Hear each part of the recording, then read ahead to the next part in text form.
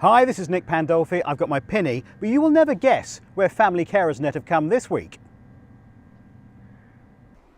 Welcome to Jimmy's Farm. We have Chef John Gray.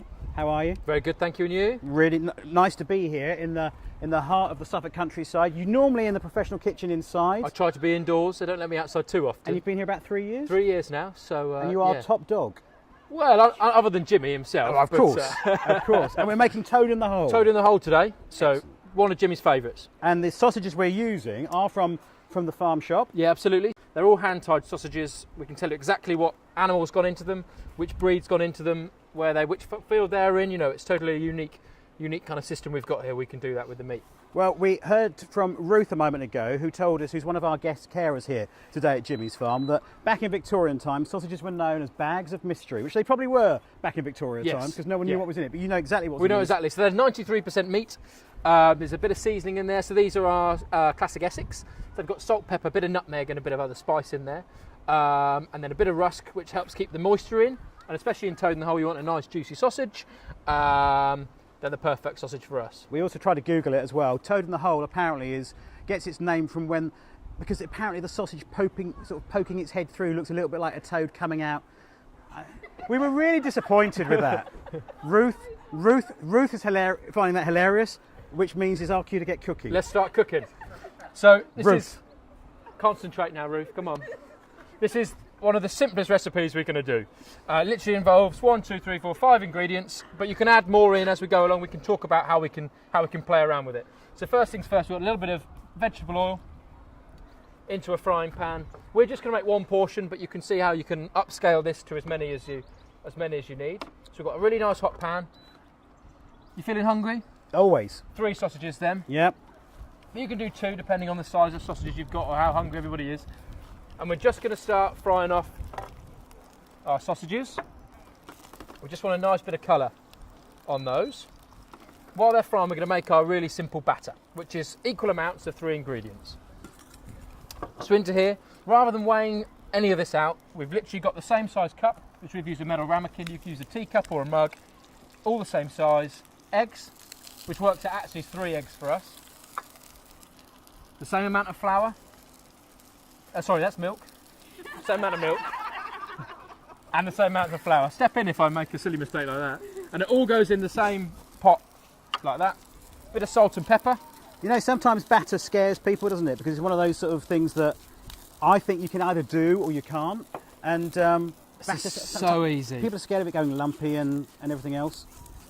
You can get a pack. You can get a pack, but all the pack is flour, dried egg, dried milk, and you add water. So you've still got to do the weighing out, you've still got to do the mixing, so you're no better off. And it's the same recipe I use for pancakes, for pancake day, for Yorkshire puddings here on a Sunday. It's all exactly the same. So you just start mixing it together, and it will form a nice smooth batter. So equal amounts, flour, milk, egg. And it doesn't have to be perfectly smooth. No. And toad in the hole is just one of those really good comfort foods as well, isn't it? Absolutely. It's all year round. You know, especially with a gravy, a really good gravy. Yep. Got a question? Yeah. Would that be self-raising or plain? We've gone plain. Good Plain question for there, us. self-raising or plain. And it's the egg inside that is what gives it the real puff. There's no raising agents needed in there. And if you had used the other, it would have filled the cavity of the oven, wouldn't it? You'd turn into like the magic porridge pot, sort of overflowing with. Brilliant question, but look. And then we're nearly ready to assemble. So we're going to use Excellent. this pan because this one's got a plastic handle, can't go in the oven. We're just going to swap it into here. But if you've got a pan that goes in the oven, or a big serving tray, or a roasting tin, or whatever you want to cook it in, pop it in there. Nice generous portion of sausages. It will also look really nice as well when it comes out, won't it? Because it's just ready to serve. You can just Absolutely. You've onto got the no more plate. washing up as well. And then in goes our batter mix. Over the top. There you are. There's the toad, just looking through the hole there. We'll demonstrate that once it's out of the oven. And then we're going to pop it in the oven for about 15 to 20 minutes till the sausages are nicely cooked. Pop a probe in those if you want to. If you're not confident, as you say, you like to probe your sausages, or till your batter's really nice and crispy, and you'll be ready to go. The other thing you can do is this. You can, into your batter, you can be adding a bit of mustard powder. You could be adding some fresh rosemary. We've got lots of fresh herbs around here we could have added in. So you can tweak it, a bit of horseradish, You can make that batter as interesting or as simple as you'd like, depending on the guests Okay. you've got. Excellent. Right, well, as if by magic, we'll go away and we'll come back with Toad in the Hole. If you want to find out more about FamilyCarersNet, details about that recipe and others on the screen now. Well, we're back here at Jimmy's and Toad in the Hole, and there it is, Joyce. Straight out of the oven. Smelling good as well. If you had made a couple of these, though, could you put one in the freezer? Would it affect the batter particularly? You're fine to freeze it. I'll just make sure you've got to freeze. I mean, one with a handle, without a handle, be easier for your freezer space. But you can absolutely freeze it. You can make a big one, cut portions, pop a portion just wrapped in cling film in the freezer.